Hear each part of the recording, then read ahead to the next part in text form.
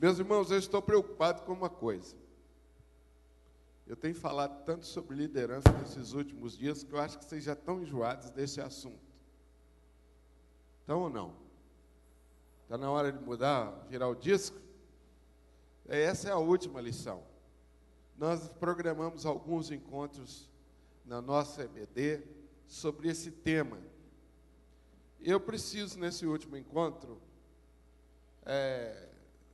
diz a boa didática que a gente precisa, às vezes, recordar os pontos principais, principalmente quando nós temos assim um assunto que vai se desenvolvendo numa sequência durante tanto tempo, nós vamos nos esquecendo de algumas coisas. E eu gosto sempre de ir desenvolvendo o assunto para que a gente possa, com isso, ganhar profundidade. Então, vocês vão me perdoar, porque alguns talvez já ouviram o que eu vou falar, mas também nós queremos... Estava bom, viu, Abel? Estava bom. Aí, joia. Obrigado. Vocês estão me ouvindo bem aí atrás? O som está bom? Está bem? Tiago, está me ouvindo bem? Joia, viu, Abel? A turma está gostando. Eu vou dividir o nosso assunto em 3 partes. 2 nós vamos desenvolver hoje pela manhã e 1 à noite. Algumas realidades que precisam ser mudadas, mas que nós vamos mudar pela fé, em primeiro lugar, pela fé, e segundo, com trabalho, com esforço, que nós vamos fazer. Uma das realidades é que nós temos muitos membros da igreja que não são membros da escola bíblica dominical. E a palavra que eu tenho para isso é lamento muito. Lamento muito pelo membro da igreja que ainda não conseguiu entender, não conseguiu colocar na sua agenda, não amadureceu nesse ponto, de se comprometer com a escola bíblica da igreja local.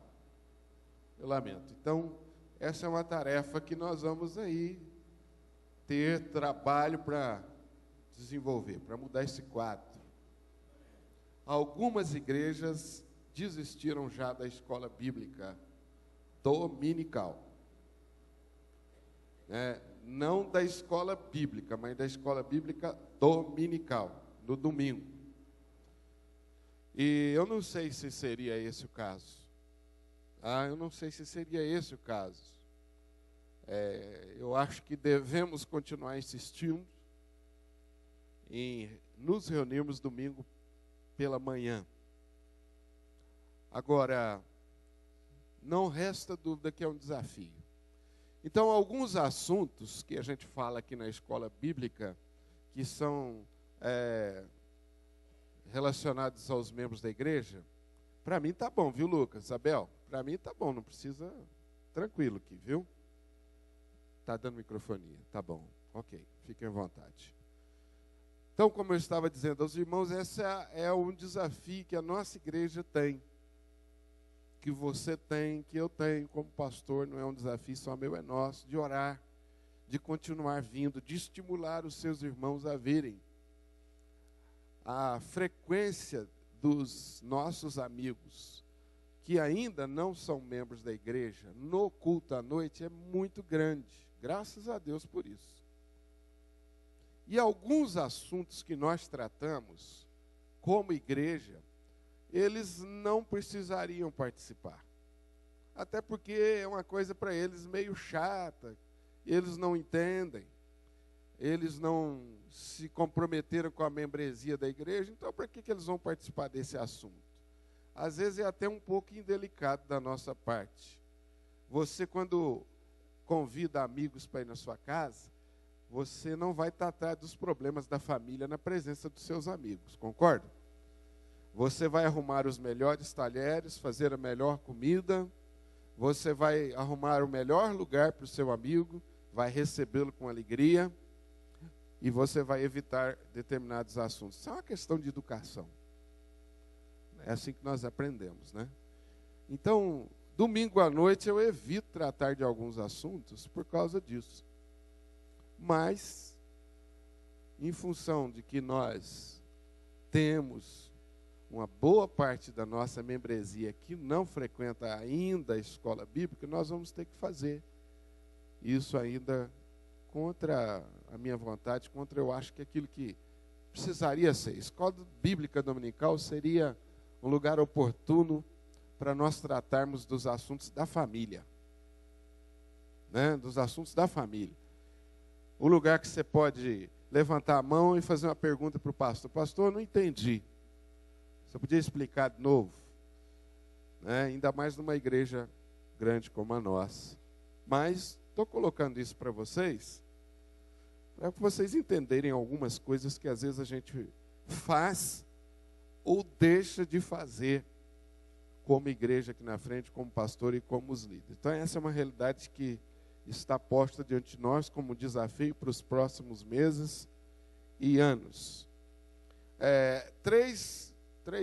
Vamos dividir o assunto em 3 etapas. A primeira etapa, eu quero relembrar com vocês ou dar conhecimento das instruções que o manual presbiteriano traz à igreja.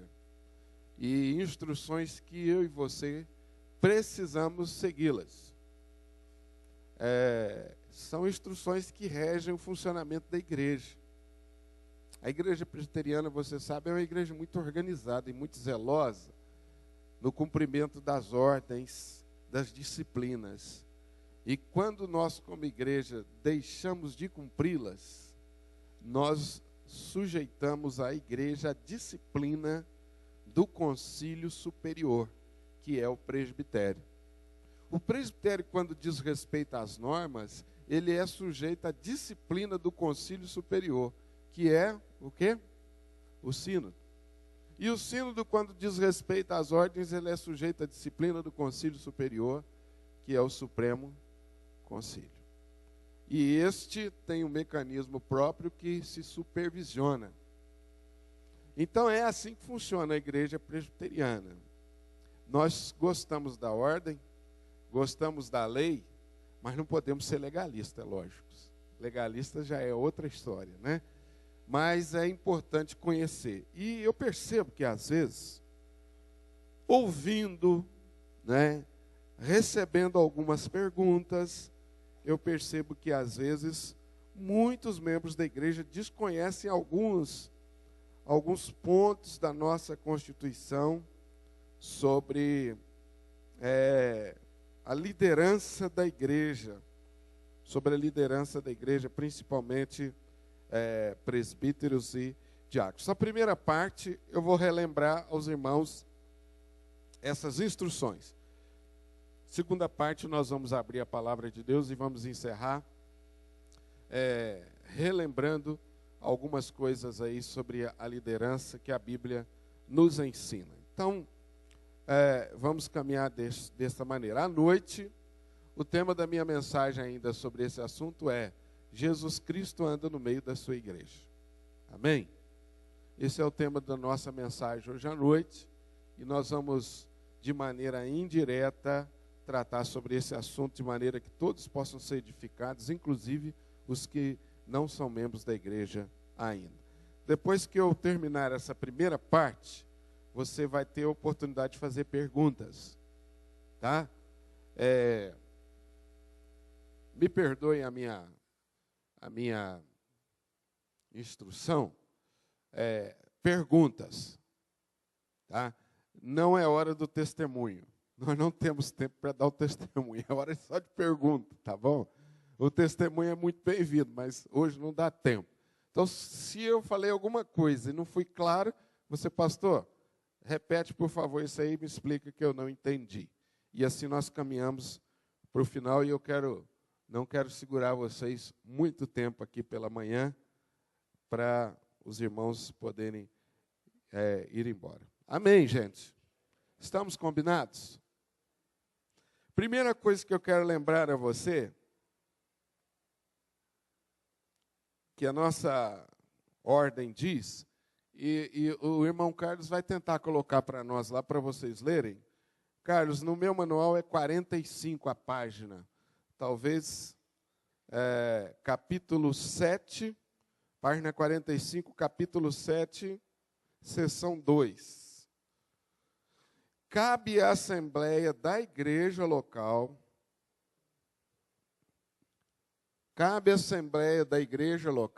Tem alguém que tem laser aí para me emprestar? Não, né? Tem laser? Se tivesse um laser, dava bem. Então, vamos lá. Estão vendo lá? Cabe à assembleia da igreja local, quando o respectivo conselho julgar oportuno, eleger pastor efetivo, presbíteros e... Então, presta atenção no detalhe que às vezes a gente esquece. Quem elege? A assembleia. Quando ela elege? Quando o conselho da igreja julgar? Eita, que chique, hein? Obrigado, Zé Mauro. Quando o conselho da igreja julgar oportuno. Ok? Isso é bom você lembrar desse aspecto aí, que às vezes membro da igreja pode haver assim entendimentos diferentes. Ah, já está na hora de eleição, não está? Tá, não está. Compete ao conselho quando julgar oportuno. Por exemplo, venceu o mandato de oficiais, presbíteros e diáconos. Venceu. São quantos anos mesmo? 5 anos. 5 anos. Venceu o mandato do presbítero e do diácono. Aí, naturalmente, o membro da igreja pode pensar, o conselho tem que marcar a eleição. Não necessariamente. Porque o conselho pode julgar que não é oportuno. Por que o conselho pode julgar que não é oportuno? São várias razões. Uma delas pode ser que a igreja não esteja ainda devidamente preparada. E precisa o conselho, junto com o pastor, obviamente, o conselho, verificar isso. Tá? Eu já vivi essa experiência, sei que outras igrejas já viveram essa experiência. Então, quando julga oportuno, convoca. Tá?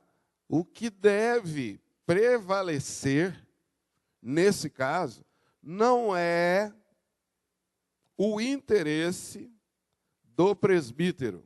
Que deve prevalecer é o interesse da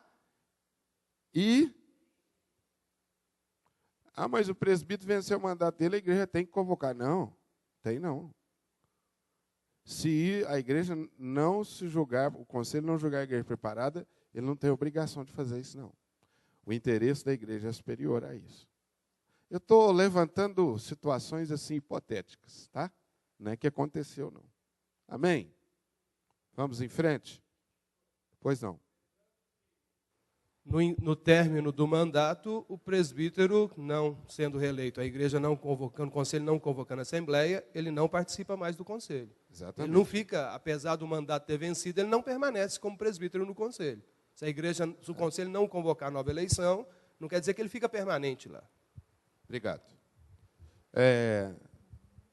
Ele pode continuar frequentando o conselho a convite do conselho, sem direito a voto. Ok? Só complementando a observação aqui que o Raul fez, que é muito boa. Você pensa assim, não, o conselho não convocou, quer dizer que ele continua presbítero. Não, venceu o mandato, ele não é mais presbítero eleito. Porém, ele pode ser convocado pelo conselho para continuar frequentando as reuniões, até por uma questão de consideração. Porque venceu o mandato dele, mas a igreja não está preparada. Se o conselho entender que é oportuno a continuação dele, o conselho pode convidá-lo. E ele frequenta, participa, continua com a responsabilidade de ministrar a ceia, de desenvolver o ministério dele. Porque isso é uma coisa, irmãos, que a igreja precisa amadurecer, o presbítero e o diácono. Aí eu não sou eleito, então, cruza os braços. Não, você não é eleito, mas você é presbítero. A não ser que você seja excluído da igreja presbiteriana, você é presbítero. E você tem um compromisso de zelar e de pastorear a igreja, mesmo se você não tiver mandato. Porque a sua vocação é vocação divina. Isso é uma coisa que às vezes eu já encontrei, presbítero. Falei, não, eu não fiz, eu não vou, porque eu não sou eleito. Opa, não caiu a ficha? Nós todos somos vocacionados para serviço, não espera ele. Por isso que às vezes vocês já viram o pastor fazer isso, os presbíteros disponibilidade, vamos ministrar a ceia. E não é porque você é presbítero de disponibilidade, você não tem responsabilidade mais que a igreja. Mas esses são casos extras. A regra é o que o presbítero Raul lembrou bem, que não é eleito, naturalmente ele vai deixar de participar. Mas ele pode ser convidado para participar das reuniões sem direito a voto. Ficou baixo para mim agora, viu, Abel? Está ruim para vocês aí? Não, eu digo assim lá para eles. Tá ok. O Wesley quer fazer uma pergunta sobre esse assunto.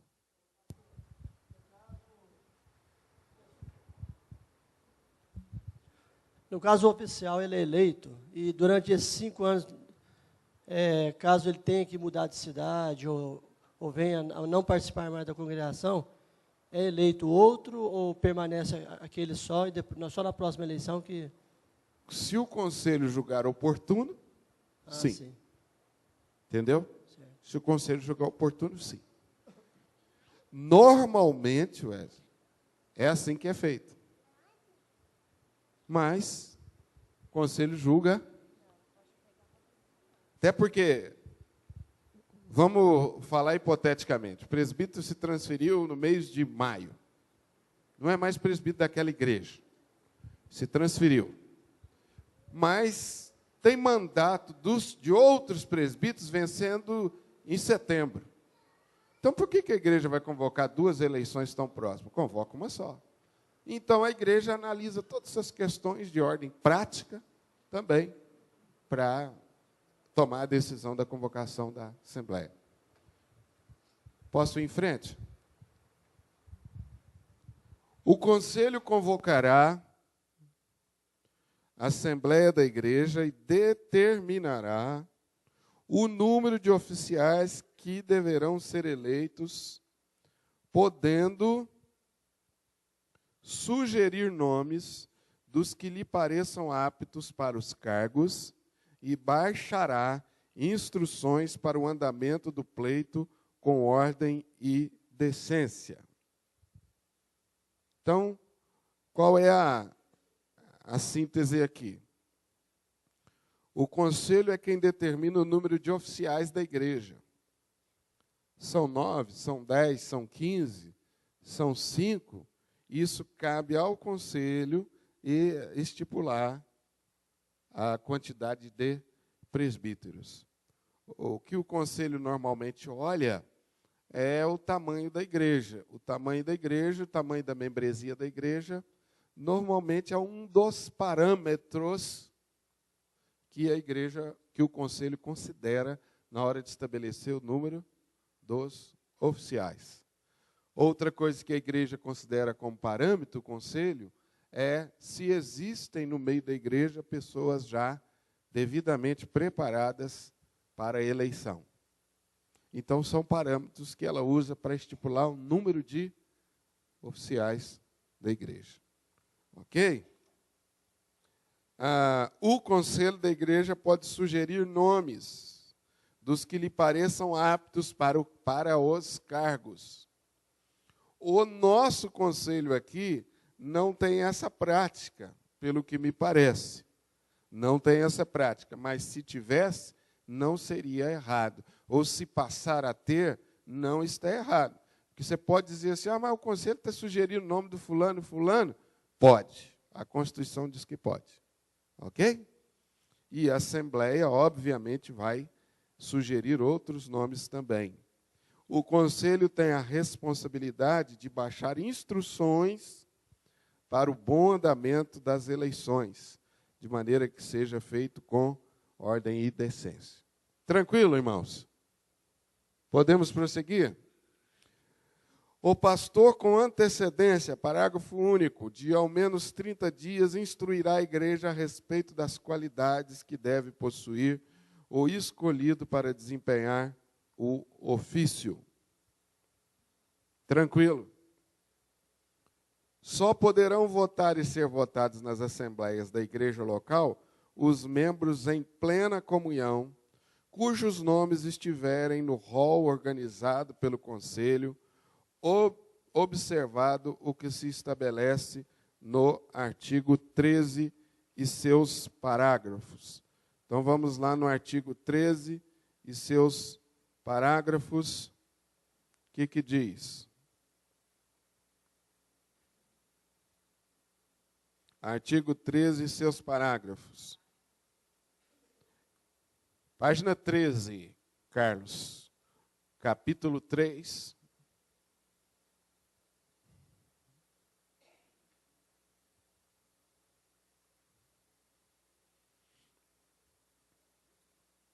Somente os membros comungantes gozam de todos os privilégios e direitos da igreja. Só poderão ser votados os maiores de 18 anos e os civilmente capazes. Parágrafo 2. Para alguém exercer cargo eletivo na igreja, é indispensável o decurso de 6 meses após a sua recepção. Para o presbiterato ou diaconato, o prazo é de 1 ano, salvo casos excepcionais, a juízo do conselho, quando se tratar de oficiais vindos de outra igreja presbiteriana. Tranquilo aqui, gente? Somente membros de igreja evangélica em plena comunhão poderão tomar parte na ceia do Senhor e apresentar ao batismo os filhos, bem como os menores, sob sua guarda. O artigo 14 também entra dentro das instruções, porque ele fala dos deveres dos membros da igreja. Quais são os deveres dos membros da igreja? Letra A. Viver de acordo com a doutrina e prática da Escritura. Honrar e propagar o Evangelho, pela vida e pela palavra. Sustentar a igreja e as suas instituições moral e financeiramente. Obedecer às autoridades da igreja, enquanto estas permanecerem fiéis às Escrituras sagradas. Participar dos trabalhos e reuniões da igreja, inclusive assembleias. Vou dar uma paradinha por aí. Você percebeu aí alguns requisitos que o conselho da igreja, você como membro, é lógico, e o conselho precisam observar quando alguém é indicado para concorrer a um cargo na igreja. Ele precisa preencher esses requisitos todos que estão colocados aí. Além dos que eu li anteriormente, pois não. O que seria civilmente capaz? Civilmente capaz é alguém que, embora não tenha 18 anos, já foi emancipado pelo pai e pela mãe. Então ele ganhou ali chama emancipação.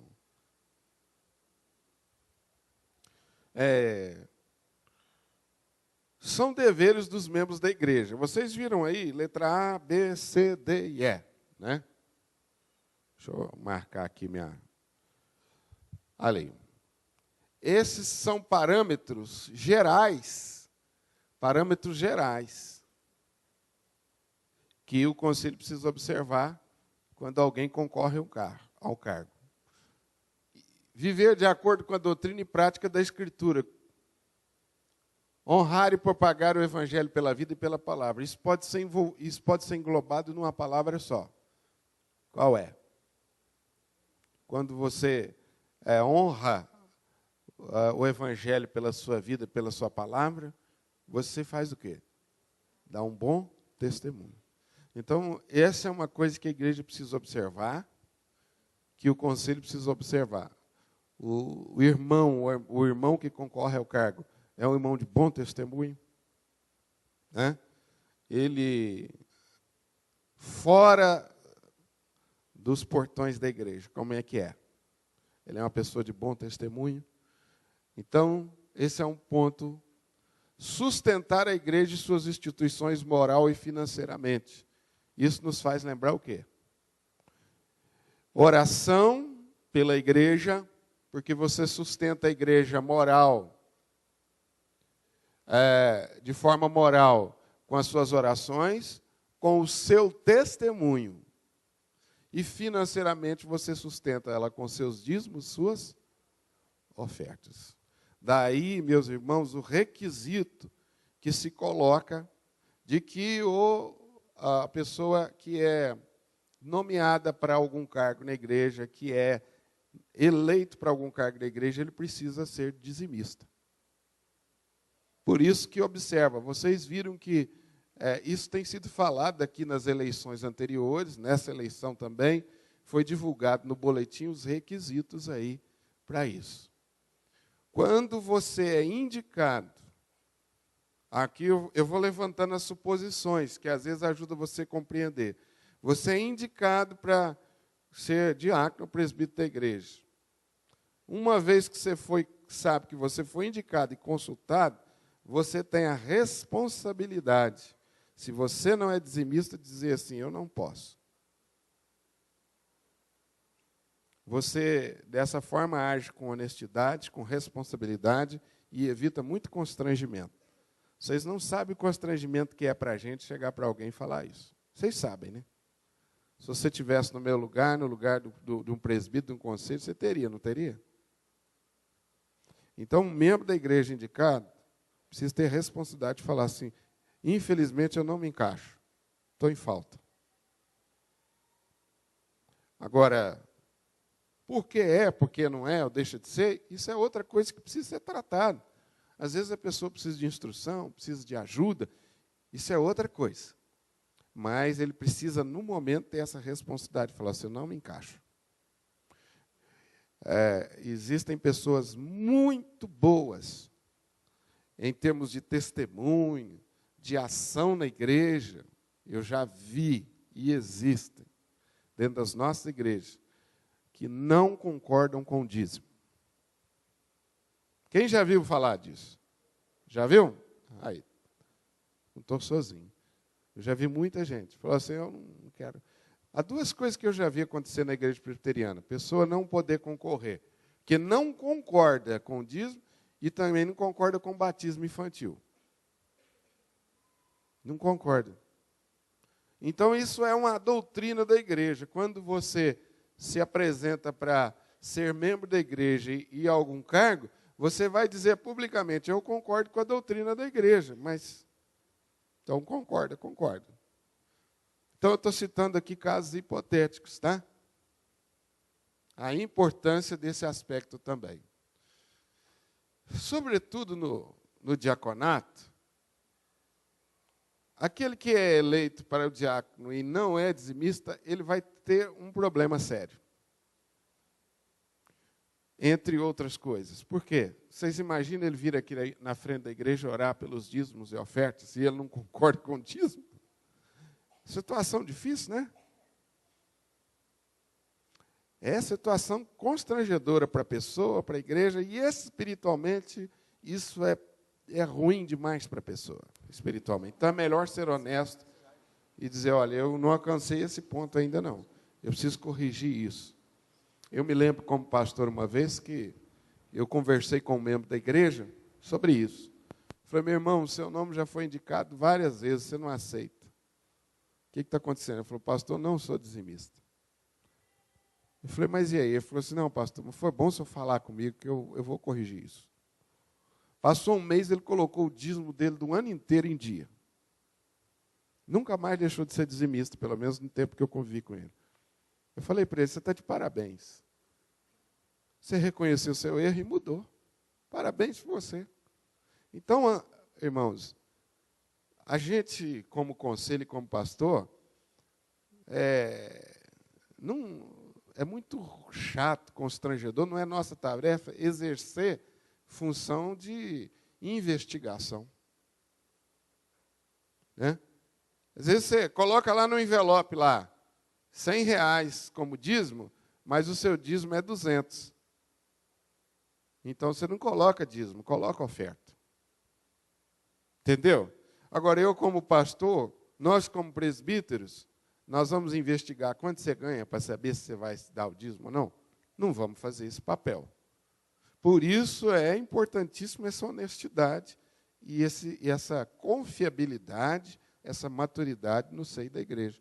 Do membro da igreja falar assim, ó,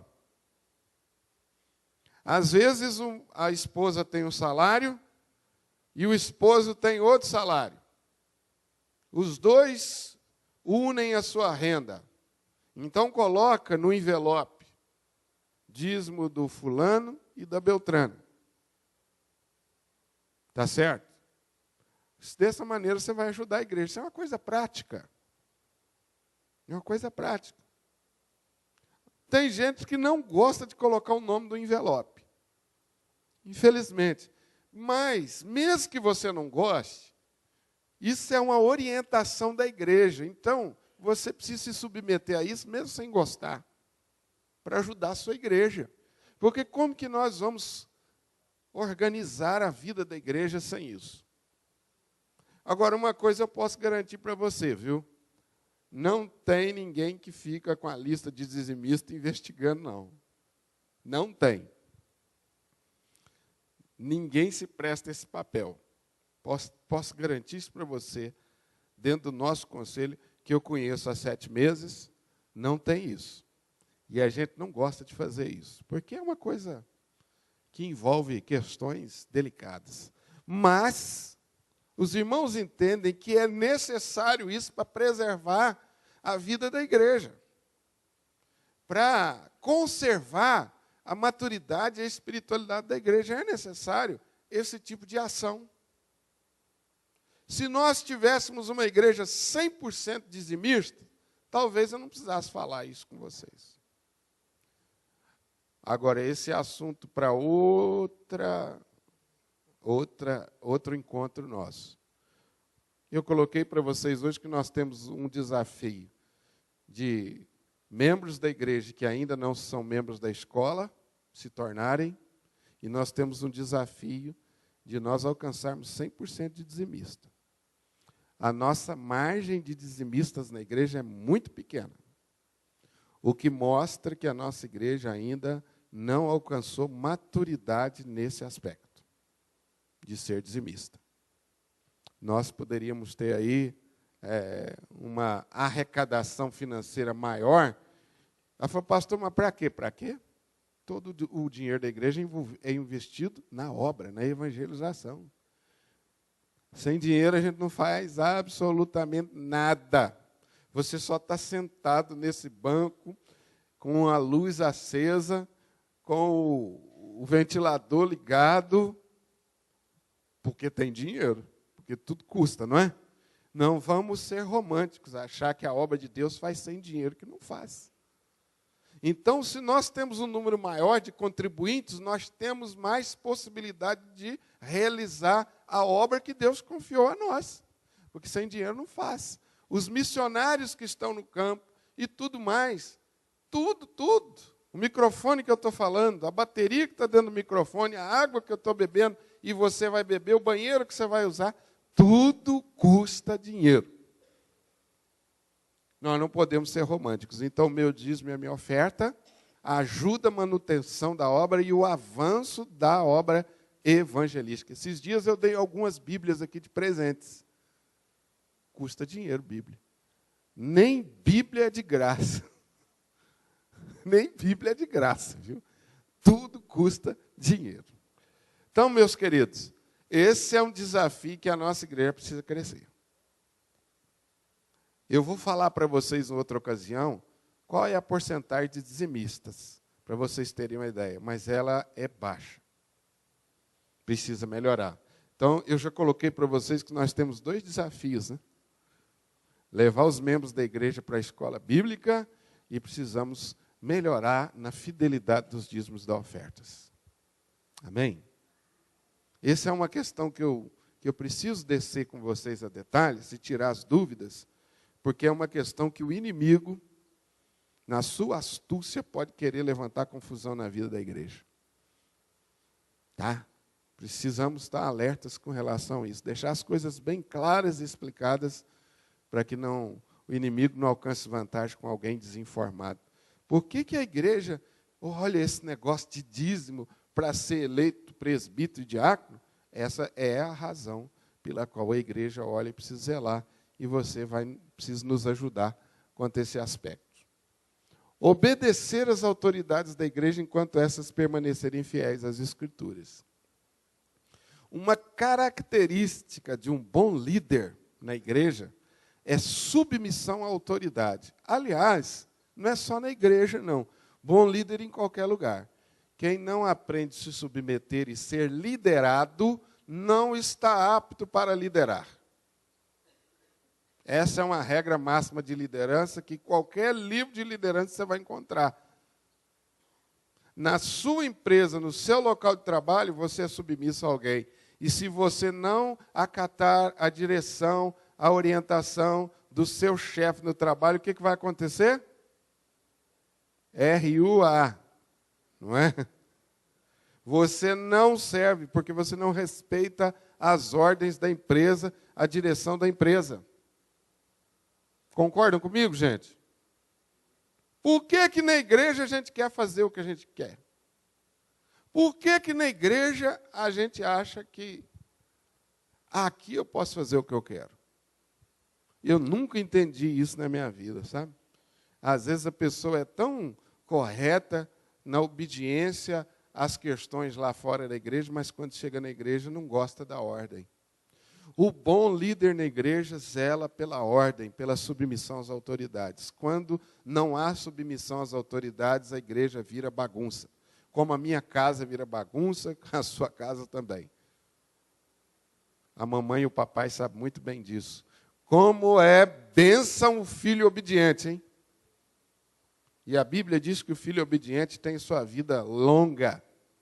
O filho que honra seu pai. Então, meus irmãos, essa é uma característica que eu como igreja, preciso olhar. Se a pessoa que eu estou indicando é uma pessoa que sabe se submeter às autoridades, ele vai ser um bom líder. Ou se ele é rebelde às ordens.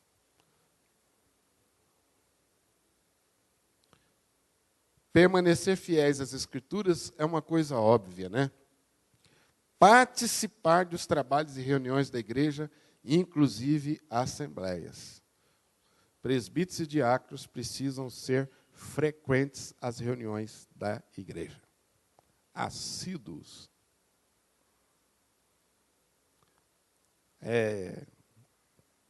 Presbítero e diácono não pode ser crente domingueiro, gente.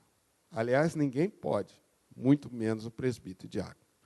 Porque você assim não vai estar informado, não sabe o que se passa com a vida da igreja. Não sabe. Chega 7h, 7h05, e sai 8h55, 10 para as 9. Opa! Se você almeja um cargo na igreja, de um presbítero, um diácono, você precisa corrigir isso. Aliás, como membros da igreja, precisa. Então, o presbítero e o diácono precisa participar da vida da igreja. Isso significa, então, que presbítero e diácono tem que ir em todas as reuniões da igreja? Isso nem o pastor consegue. Mas nas reuniões principais da igreja, o presbítero e o diácono precisam estar presentes. Certo, gente? Vocês estão tão calados que eu estou preocupado. Pastor, nenhuma pergunta? Pastor, só lembrando que, por favor, como o pastor Zé Roberto, certa vez aqui também, nessas instruções, nos disse, e para mim ficou gravado, que as instruções não é só para aqueles que são aspirantes ao presbiterato e diaconato, mas para todos os membros. Instruções? As instruções que se tem na Bíblia, das qualificações Sim, pedidas, são para todos os claro. membros. E aqui você vê, olha lá, ao cabeçalho, são deveres dos membros. Tudo que eu falei vale para o membro da igreja. Agora, o que você espera? O líder, biblicamente, Paulo escreve que o presbítero e o diácono são modelo para a igreja. Isso não é o pastor Honório que está colocando na Bíblia, não. Paulo, orientado por Deus, dirigido pelo Espírito, nós cremos, ele diz que os líderes são modelo para o rebanho. Então, o que você espera? É que o presbítero e o diácono é alguém que preenche todos esses requisitos. Isso é o básico. Você pode perguntar, pastor, eu não sei quem que eu vou escolher, onde eu vou indicar, por onde eu começo? Você começa por ali, ó. Essas são as condições mínimas para ser membro da igreja e para ser um oficial. Posso ir em frente, gente? Vocês já estão cansados, então?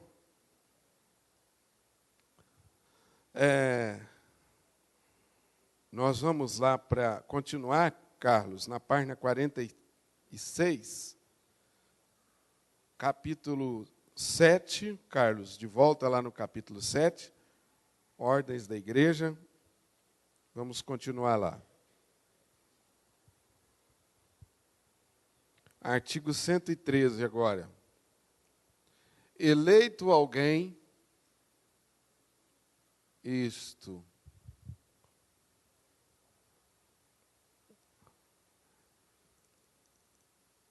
Cadê? Eleito alguém que aceite o cargo e não havendo objeção do conselho, designará este o lugar, dia e hora de ordenação e instalação que serão realizados perante a igreja. Aqui eu preciso também fazer uma parada, porque isso aqui é importante. Eleito alguém, primeiro que aceite o cargo. Não havendo... Espera aí, mas aí, pastor, não estou entendendo nada. Porque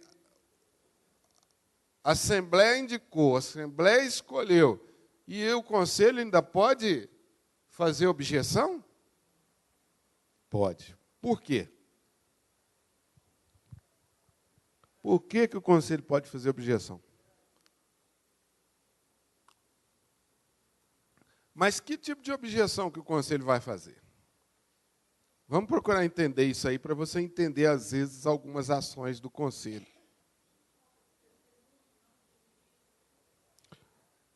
Então, a Linda colocou que falta testemunho.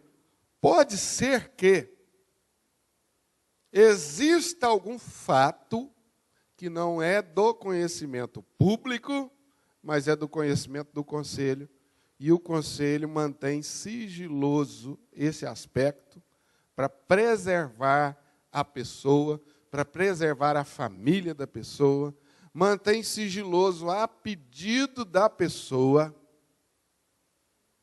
Então, o Conselho, sabendo disso, ele pode fazer objeção.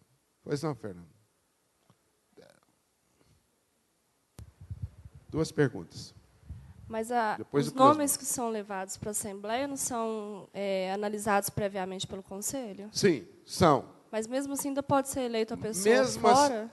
Caso ele, depois de eleito, venha à tona algum assunto, ele ainda pode, antes da ordenação, fazer alguma objeção. Foi boa pergunta. O que acontece? Quando a igreja indica, o Conselho analisa esses nomes. Então, ele faz a primeira triagem. Para quê? Para que evite o transtorno da igreja eleger e depois o Conselho falar assim, você não pode. Para evitar esse transtorno, o Conselho faz essa primeira peneira.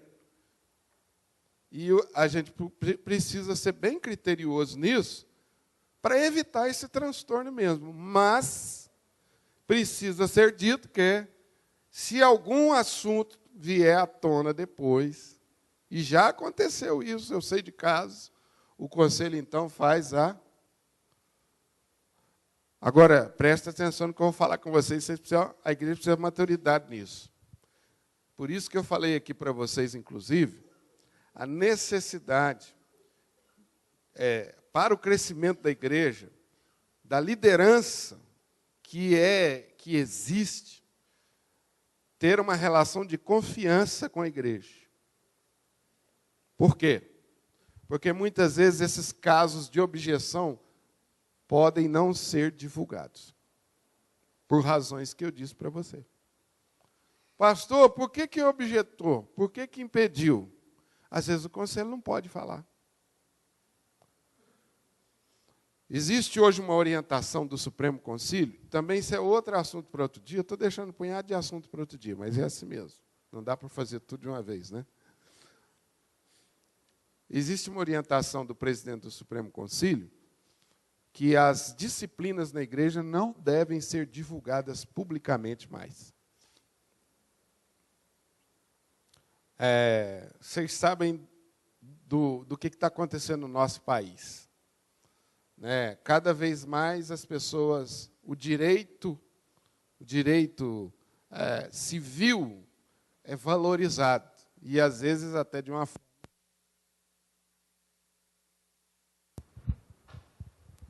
Está acabando. Acho que tem bateria ali atrás. Obrigado. Então, o que está acontecendo na igreja presbiteriana? A pessoa é disciplinada, o pastor vem à frente e fala assim: meus irmãos, está afastado da comunhão da igreja o irmão fulano de tal, porque por causa disso. A pessoa se sente ofendida, o que ele faz? Vai na justiça comum e processa a igreja. A igreja presbiteriana está com uma penca de processo por causa disso. Nós estamos vivendo uma situação complicada, viu? Então, a orientação de não se fazer publicamente, a disciplina ser velada. Ainda vocês vão perceber a necessidade ainda maior da igreja ter uma relação de confiança com o conselho. Porque tem coisa que o conselho vai ter que engolir sozinho. Certo? E tem uns abacaxis, viu, gente? Que vocês nem imaginam. Pois não, Daniel. Tem alguém que pediu aqui antes, Daniel, a palavra? Acho que não, né, Daniel? Pois não, Daniel.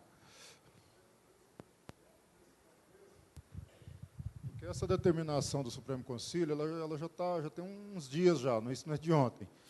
E isso tem acontecido também, pode acontecer, de alguém tomar conhecimento de um problema de um irmão e depois ficar num buchicho danado. Por que a igreja não falou? Por que a igreja não fez isso? Sem saber que o conselho já tomou determinadas decisões com respeito àquele assunto. Verdade. Então, tem muita gente que ainda tem na cabeça que o negócio tem que ser exposto e esquece que nós estamos paralelamente andando com a justiça comum, que não é mole, ela não amacia o lombo, não é branda.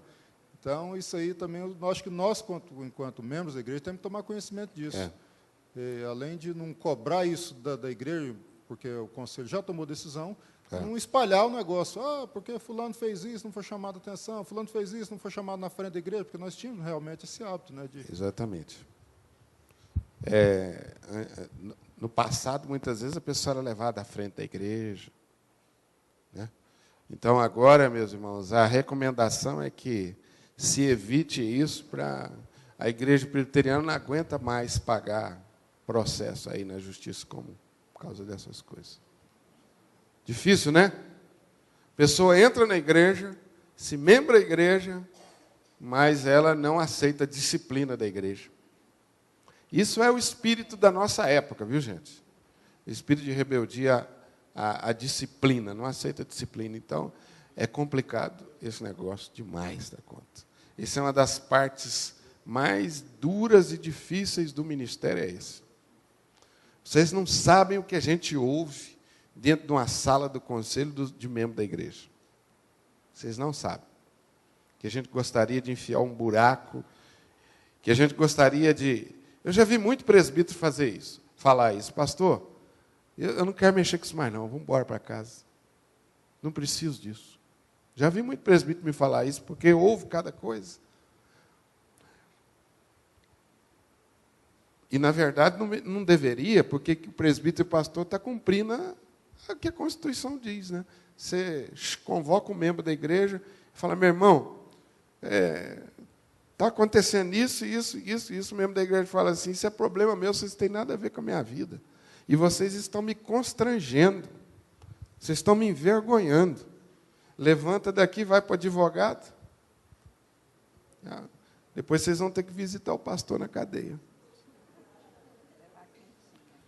Ok? Pastor, Precisa, Mauro. só aproveitando aqui, uma das características que o Conselho observa também é essa descrição, né? Porque, geralmente, como membro, o brasileiro gosta de comentar muitas coisas, né? E, muitas vezes, na igreja, todo membro tem que ter essa descrição, mas no Conselho, principalmente. Sim. Tem assuntos que nós levamos aí 5, 6, 7 meses para resolver. E as pessoas ficam fomentando isso. Acho que essa palavra do Senhor eu queria aproveitar para isso, porque tanto o oficial da igreja tem uma responsabilidade maior, porque a esposa do presbítero não é presbítera e nem do diácono é diaconisa. O presbítero Zé Mauro falou uma coisa muito importante aqui, junto com o que o Daniel falou. Seria um tema também tão necessário, tão importante e longo. Presbítero e diácono precisa saber manter a boquinha fechada e falar pouco, para ser bem objetivo. A pior coisa que pode acontecer é terminar a reunião do conselho e, na semana seguinte, a igreja inteira está sabendo o que tratou no conselho. Reunião do conselho é privativa. O presbítero não pode levar os assuntos do conselho nem para a esposa dele.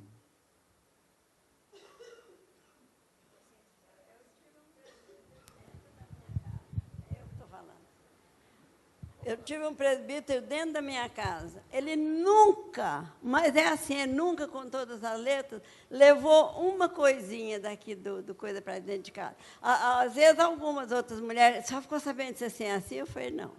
Coisa bonita. Eu falei, o meu presbítero tem papa na língua. Oh, ele não fala qualquer coisa, não. Mas, fora de brincadeira, tem meus netos, tem meus filhos, que pode dizer isso, porque eu ouvi, às vezes, um neto, às vezes, um filho, contando coisas que passavam no conselho. Agora, isso eu falo da minha vida com o meu companheiro, que Deus já levou lá junto dele. Ele nunca levou nada. Parabéns. E eu falava assim, uai, por que você não me contou isso assim, assim? Ele falava assim, uai, porque isso não é coisa de sair do conselho. Isso aí. Quem conheceu ele sabe que ele era de pouca palavra. Né? Parabéns. Irmãos, eu já vi casos, acredite se quiser, o conselho está reunido e as esposas dos presbíteros reunidas também. Já vi casos assim. Já vi casos que o presbítero faz aquilo que a esposa dele resolve. Cuidado, esposa de presbítero e esposa de diácono. O papel de vocês no ministério da gente. Falo presbítero, estou falando pastor também. Estou falando pastor também. Que esposa de pastor fofoqueira é a maior desgraça que existe na vida da igreja. Graças a Deus, Deus me deu uma abençoadíssima. Abençoadíssima. Esposa de presbítero e de diácono, fofoqueira também, é a maior desgraça que existe para a vida da igreja. Porque a fofoca, gente, destrói a igreja. Então, gente, isso é uma coisa que nós precisamos nos vacinar e não aceitar na vida da igreja. Se nós quisermos uma igreja boa, cada vez melhor, nós precisamos aprender a disciplinar a nossa língua. Esse assunto não estava nem planejando falar, mas foi muito oportuno ser colocado. Reunião do conselho é sigilosa. Então, se você vê a esposa de um presbítero comentando a reunião do conselho, você pode exortar. Você pode exortar o presbítero. Falou, meu irmão, que negócio é esse? Porque, irmão, vocês pensam bem. Você leva para o conselho da igreja, ou você é convocado, ou você leva por livre espontânea vontade um assunto particular, pessoal seu. Você vai contar lá nessa reunião coisas íntimas, um problema conjugal, um problema pessoal seu. Você imagina, depois está todo mundo sabendo? Isso aí é pecado grave. Ofende a pessoa, destrói a vida da pessoa. Então não pode, a igreja precisa aprender isso.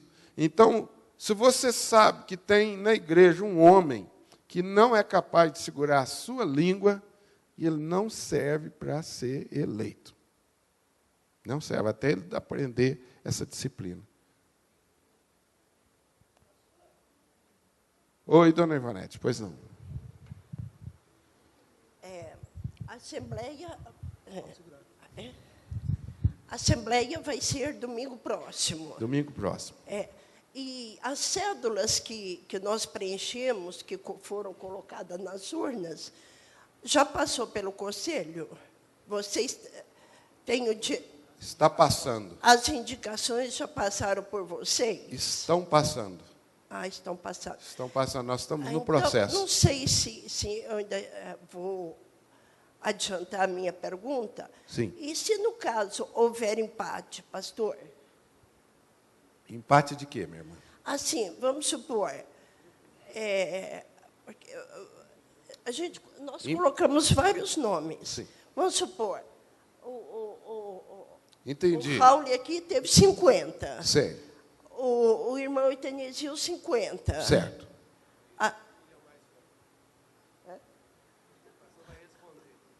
Sim. Aí, no caso de empate, como que fica, Não, pastor? aí são analisados os critérios que eu já falei. Se depois de analisado todos os critérios, se as pessoas consultadas aceitarem, é difícil acontecer isso. Tá? Se passou por todos os critérios, porque às vezes tem um critério lá que a pessoa não passa, aí já está resolvido o problema. Mas se passou pelos critérios, se a pessoa aceitou o cargo, a gente normalmente escolhe por questão de idade. O mais velho tem a preferência. Isso é uma instrução da própria Constituição nossa nas regras parlamentares. Agora, quando isso acontece, assim, vamos dizer, empatou a idade também. Aí a Assembleia pode ser consultada e decidida, ou o próprio Conselho pode decidir. Tá? Eu já fiz as duas coisas. Levei o assunto para a Assembleia, porque o Conselho achou que a Assembleia deveria decidir, ou o Conselho já decidiu por si só. Porque, às vezes, acontece o seguinte, empata em tudo, mas um tem mais experiência do que o outro. E aí, esse é um outro critério que pode ser. Agora, é difícil acontecer isso, muito difícil. É esse empate geral aí. Vou prosseguir. Só poderá ser ordenado e instalado quem, depois de instruído, aceitar a doutrina, o governo e a disciplina da igreja, devendo a igreja prometer, tributar-lhe honra, obediência no Senhor, segundo a palavra e esta Constituição. Então, a pessoa, antes de ser ordenado, ele é consultado se ele aceita a doutrina, o governo e a disciplina da igreja. Então, o conselho analisa isso com a pessoa, ele aceitando a doutrina, a instrução. Por isso, normalmente, o pastor tem uma reunião com as pessoas indicadas para os cargos. E ali, nessa reunião, com mais detalhes, ele explica as doutrinas, tira as dúvidas e a pessoa vai. E compete à igreja, depois de todo esse processo, a igreja se compromete em oferecer honra e obediência segundo a palavra de Deus, o Senhor. Amém? Meus irmãos, eu creio que são as questões que eu separei, que eu achei mais importantes. Eu queria saber se os nossos irmãos presbíteros gostariam de sugerir alguma coisa que julguem necessário. Pastor, só quero lembrar que no domingo que vem, a forma de votação e tudo já está estabelecida pelo Conselho. A Assembleia pode até fazer alguma sugestão, mas isso, segundo o que está no manual, é uma norma dada ao Conselho. Ele determina como será feita o escrutínio. Ok. A igreja já tem uma prática aqui, né, de muitos anos. Né? O Conselho vai respeitar essa prática. existe a possibilidade de, no próxima eleição, nós termos uma assembleia aí eletrônica, né, Getúlio? O nosso irmão Getúlio tem um programa de computador que pode sofrer algumas adaptações para isso, mas precisa de tempo. E aí nós vamos ter uma assembleia mais rápida e segura, do mesmo jeito. Então, o processo, domingo que vem, vai ser na cédula. Os irmãos vão marcar lá o X e a gente vai contar e comunicar à igreja o processo. Estamos... Mais alguma pergunta da igreja agora? Vocês achem necessário?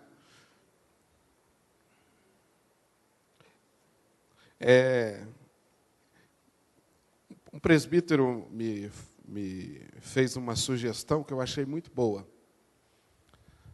Às vezes a gente fala tanto das responsabilidades do presbítero e do diácono, tão cobra, exige, que às vezes a pessoa ouve e fala assim, nossa, não vou mexer com esse negócio, não. Isso é complicado demais. Isso é difícil demais. E se sente desestimulada. Eu queria falar para você também um pouco do outro lado. O altíssimo privilégio que é você ocupar uma função como essa na igreja. Agora, na Bíblia Sagrada, toda responsabilidade, ela tem privilégio, todo privilégio tem responsabilidade. Aliás, na nossa vida é assim. Então, os privilégios do presbítero, ele vem junto com a responsabilidade. Os privilégios de um diácono vêm junto com a responsabilidade. O maior privilégio que você tem é o privilégio de você servir. Se você está em Cristo e já tem certa maturidade, você vai entender um altíssimo privilégio que é você ser colocado numa posição como essa, para servir. Essa semana mesmo, né, o nosso conselho teve essa experiência, nós saímos daqui tão tarde. Muita gente, no outro dia, tem que acordar tão cedo, tem um dia de trabalho. E se você não estiver envolvido nessa tarefa, com paixão por servir as pessoas, porque muitas vezes você não vai tratar de problemas seus, você vai tratar de problemas dos outros. Você vai procurar meios para abençoar a vida dos outros. Então, você não é uma coisa pessoal. O presbítero e o diácono, ele precisa ter paixão por servir a igreja. Ele precisa querer, com todas as forças do seu coração, ver a igreja crescendo, ver a igreja unida, ver a igreja cada vez melhor. E isso é um privilégio. Quando você é escolhido para oferecer a sua vida para isso, é um privilégio. Você pode dizer, custa? Custa. Tem alguns presbíteros aqui, estou vendo o seu João Silva aqui, imagino, cabecinha branca, seu Benídio, né? Meu pai mesmo. Tem outros presbíteros aqui já em disponibilidade. Eu imagino como é que foi a vida de doação de vocês. Mas, irmãos, tenho certeza que esses irmãos têm o maior prazer e o privilégio, né, seu João? De ter servido a igreja. 2 vezes, muitos anos. Isso. Então, nós temos uma igreja boa hoje, e graças a Deus é boa mesmo, porque nós tivemos homens e mulheres apaixonados que deram a sua vida e se sacrificaram. Isso é um privilégio que você não tem. Oi? Isso aí, seu João. É isso aí. É isso aí, com prazer. Se você serve com amor, você sempre terá motivação. Tem sacrifício? Tem. Sair daqui da igreja, muitas vezes, 1h da manhã, 2h da manhã, a gente planeja a reunião para terminar às 10h30. Né? Essa semana eu cheguei em casa, minha esposa no outro dia acordou e falou assim, que hora que você chegou? Eu não vi você chegando. Não vi você deitando. Depois eu, conversando com o presbítero, a esposa dele falou a mesma coisa. Eu nem vi meu marido chegando, pastor. Muitas vezes é assim. O presbítero Raul sai do dia todo de aula, né, Raul? Quando é segunda-feira, e vem direto. Chega até com o olho fundo aqui. José Maria, José Mauro, todos. Presbítero Luiz Gustavo, mas todos. Não tem ninguém que não tem serviço, né? Presbítero Sinomar, que trabalha durante a noite. Então, é sacrifício. Agora, gente, é um privilégio. Então, você, principalmente os irmãos mais novos, estão indo na igreja há muitos anos, não é pecado você querer ser presbítero e diácono, não. Almeje isso, mas almeje pelas razões certas. Almeje porque você ama Jesus e ama a igreja.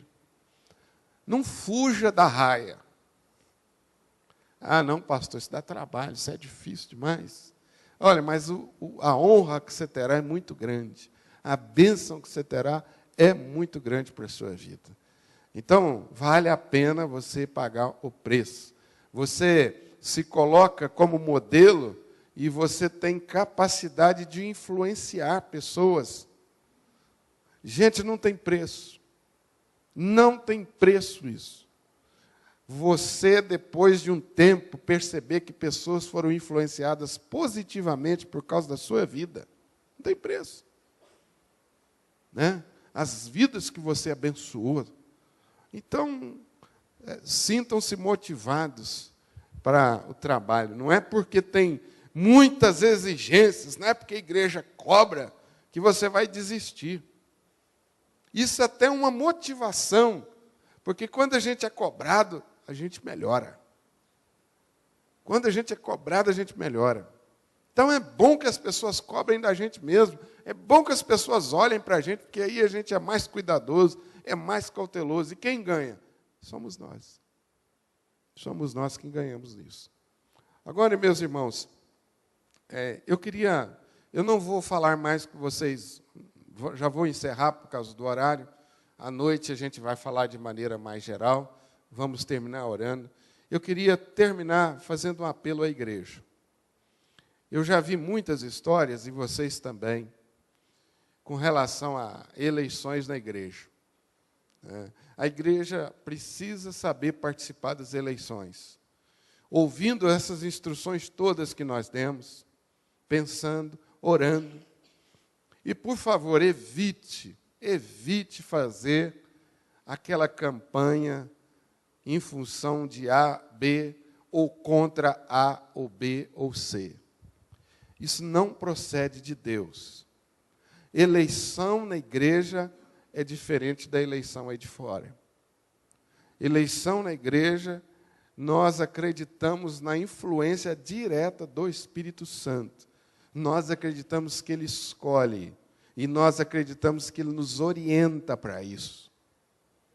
Não é preciso que você ajude o Espírito Santo.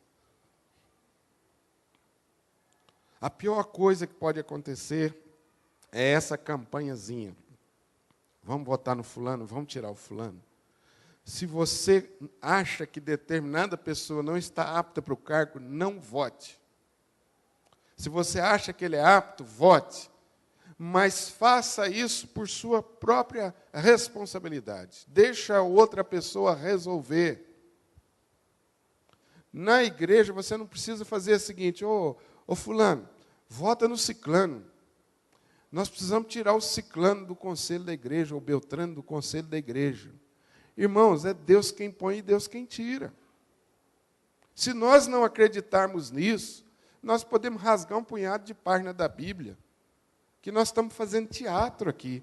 Eu convoco vocês para orar, a gente vem para uma vigília, como na sexta-feira, vamos dedicar, né, Belozinho, um tempo para orar sobre isso. Então, para que nós vamos orar? Se nós não aceitamos ou não queremos a influência do Espírito. Ou se eu acho que, para a igreja melhorar, eu preciso pegar meu telefone e falar mal de A, B ou C e promover A, B ou C. Você acha que a igreja vai melhorar com você fazendo isso? Isso nós fazemos o papel do diabo. Nós fazemos o papel que o diabo quer. Então não faça isso. Confie em Deus. É Deus quem eleva e é Deus quem derruba. Muitas vezes Deus permite que pessoas inaptas sejam eleitas para disciplinar a igreja. Eu sei que eu estou falando uma coisa difícil de compreender às vezes. Mas Deus permite que pessoas inaptas sejam eleitas e sejam colocadas na posição de liderança para nós sermos disciplinados. Isso é história bíblica. Isso é história bíblica. De reis, de profetas e de juízes que Deus permitiu estar na liderança do povo, porque o povo foi desobediente. Cuidado. Se Deus olhar para nós, meus irmãos, e Deus está olhando, e encontrar, e eu sei que Ele vai encontrar uma igreja temente a Ele, Ele vai nos abençoar. Para ser presbítero, você não ganha nada. Não ganha nada financeiramente. Você não tem carteira profissional. Então, ninguém precisa brigar para ser presbítero. É Deus quem vai te escolher. Se Deus não te escolheu, meu irmão, amém por isso. Eu tenho um amigo, mas um amigo assim, precioso na minha vida. Nós ficamos afastados 5 ou 6 anos, sem ele ligar para mim, apesar de eu ter procurado, mas ele procurou se isolar de mim, porque ele era uma pessoa ativa na igreja, não foi eleito presbítero, e ele achou que eu, como pastor, deveria ter feito campanha para ele ser eleito na igreja, porque, afinal de contas, ele era uma boa pessoa, ele ajudava a igreja, ele era meu amigo, então ele deveria, e a igreja não o elegeu. Ele saiu da igreja e ficou muitos anos fora da igreja. Amigo precioso que eu tinha. Ele demorou anos para entender isso. Graças a Deus, a nossa amizade foi restaurada. Mas ele queria que eu fizesse campanha para ele na igreja. Eu falei, meu irmão, não faço. Então, vocês não vão ver o pastor Honório fazendo campanha para A, B ou C, seja presbítero, diácono. Vocês não vão me ver isso fazer. Isso é um compromisso meu com o pastor, com vocês. Porém, meus irmãos, eu quero estimular você, não faça isso também, não. Faça isso, não. Rejeite isso. Vamos crescer nessa área também.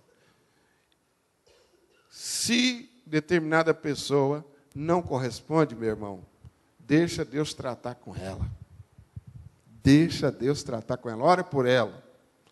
Se você tiver tanta convicção que ela precisa do tratamento de Deus, ore por isso. Deus trata com esse irmão. Ele está fazendo mal para a igreja. Trata com ele. Corrige ele. Disciplina ele. Ora nesses termos. Mas evite essa campanha, essa fofoca, porque isso abaixa o nível espiritual da igreja. Cria um ambiente onde o diabo gosta de estar. E o Espírito Santo fica lá de fora. Então, imagina o teatro, né? A gente reunido aqui, irmãos, depois de orar, nós vamos agora votar. Será mesmo que nós estamos entendendo a direção do Espírito e vamos votar? Então, eu queria contar com a colaboração da igreja, porque assim nós vamos estar honrando a Deus, preservando a unidade da igreja, por quem Jesus morreu. A igreja é a coisa mais preciosa do nosso Senhor e Salvador Jesus. Porém, pois não, Meire. O senhor disse há poucos minutos atrás que pode ser fazer a campanha e pode prejudicar a igreja, né? Disciplinar a igreja. Sim. Ou, às vezes, a ele próprio, não? Não entendi o que você disse. Disciplinar a igreja? O senhor disse que a pessoa fazer a campanha. Não disse? Não. Eu disse pode ser que vai ser prejudicial para a igreja, ou disciplinar a igreja. Não foi isso que eu disse. Não, eu disse que Deus pode disciplinar a igreja permitindo que uma pessoa inapta seja eleita na igreja. Para disciplinar a igreja. Sim. Ou a ele próprio, né? A ele próprio quem? A pessoa que foi eleita. Também. Também, claro. Se bem que nesse caso aí... Porque já aconteceu, né? Não, mas aí... Eu estou entendendo. Porque a pessoa, nesse caso aí, ele vai ser privilegiado com o cargo, ser honrado com o cargo, né? Ele não é o objeto da disciplina, mas pode ser também. Pode ser também. Ele pode ser colocado... Você está me dizendo que uma pessoa pode ser colocada numa posição de honra para a sua própria disciplina? Porque o senhor disse que pode Deus permitir para disciplinar a igreja. Sim. E a igreja são todos os membros. Sim. E pode ser para disciplinar a ele próprio, porque sim. foi eleito. É porque a própria pessoa é da igreja. A igreja sofrendo, todos nós sofremos. Todos nós sofremos. Nós somos um corpo. Todo mundo perde. Né? Então, o que eu estou querendo dizer com os irmãos é o seguinte, com isso. Deixa eu me explicar melhor.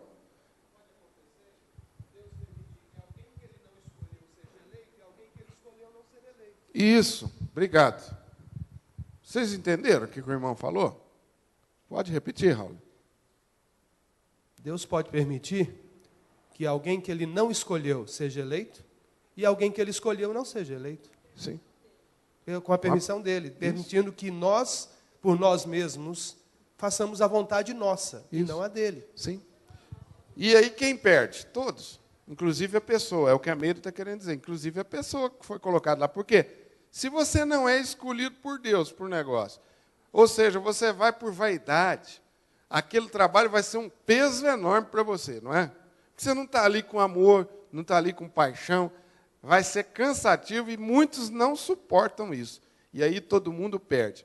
O que eu estou querendo dizer com isso em linhas gerais? Que é o principal. Nós precisamos acreditar na soberania de Deus. Orar, pensar, refletir sobre tudo isso que eu falei e escolher. E confie na soberana direção de Deus. Que a Deus, eu tenho um caminho e entendimento, a Deus, às vezes, tem outro.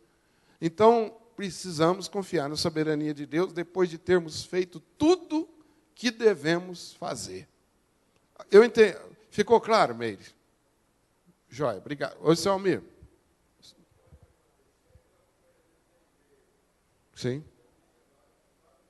Sim. Eu não estou tratando de nenhum caso específico. Casos específicos de campanha e de outras coisas precisam ser denunciados ao conselho e você precisa assumir a responsabilidade disso. Tá? Porque o conselho também não trabalha com fofoca. Ah, pastor, falaram isso. Ah, é? Quem falou? Ah, não posso falar. Então, meu irmão, ó. Então, eu não quero ser com vocês aqui romântico e nem político. Toda igreja precisa crescer nessa área. A nossa não é diferente. Nós não somos melhor que outra igreja. Se isso está havendo na nossa igreja, precisa parar. Você é membro da igreja, coopere nisso. Se isso não está havendo, glória a Deus, vamos ficar vigilantes para que essa prática não vire cultura na igreja. Porque tem igreja que isso virou cultura. Tem igreja que isso é cultura. Então, irmãos, é uma coisa que nós precisamos trabalhar. É um desafio da igreja. Agora, nós temos uma semana entre de hoje até as eleições, e essa última semana é muito importante. Ore por isso. Ore por isso, para Deus nos abençoar. E mais importante do que a eleição em si mesmo, é o processo. É como nós vamos fazer. Como nós vamos reagir. O meu sonho, e eu creio que o sonho do conselho da igreja também, e eu acho que é o seu, é que nós, domingo que vem, a essa hora, nós estejamos aqui muito felizes. Com a nossa consciência tranquila. Isso é igreja. Depois de uma assembleia, nós saímos daqui felizes com qualquer resultado. A assembleia é dirigida pelo Espírito de Deus, não tem perdedores nem ganhadores. Não tem perdedores nem ganhadores. Então, o nosso alvo é esse. Se envolva nesse projeto. Evite a fofoca, a maledicência e ore durante a semana nesse aspecto. Pois não, encerro com você. Serão divulgados na hora. Serão divulgados na hora. Tá? Até porque tem alguns que foram consultados e ainda não responderam se aceitam a indicação. E tem uma segunda razão, minha irmã, que eu defendo isso, para evitar fofoca.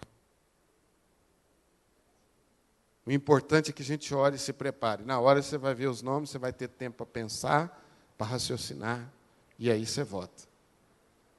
Tá? Quem sabe um dia nós vamos, todos nós, todos os membros da igreja, ter a nossa consciência absolutamente tranquila de que fizemos as coisas segundo a vontade de Deus rigorosamente. Nós vamos chegar lá. Mas, por enquanto, nós vamos divulgar a lista na hora. E aí nós vamos escolher. Agora, isso não é nenhum sigilo que está sendo guardado às 7 chaves, até porque quinta-feira nós temos a reunião com todas as pessoas que foram indicadas. Então, não é nada 4 chaves, não, né? Nenhum segredo dos medos e dos persas, não, mas nós vamos procurar. Não, quinta-feira agora, às 19h30, tem um encontro com a turma.